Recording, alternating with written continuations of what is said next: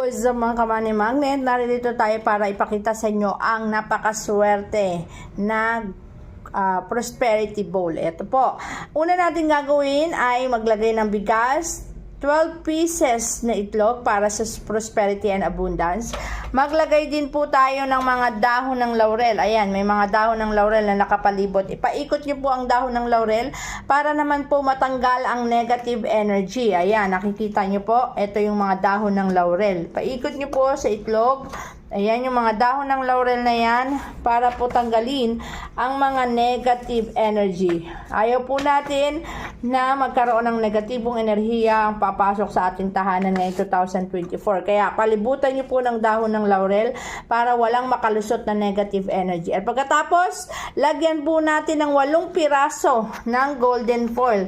Napakaswerte po ng golden foil. Ang 8 piraso, ipaikot mo rin po sa gilid.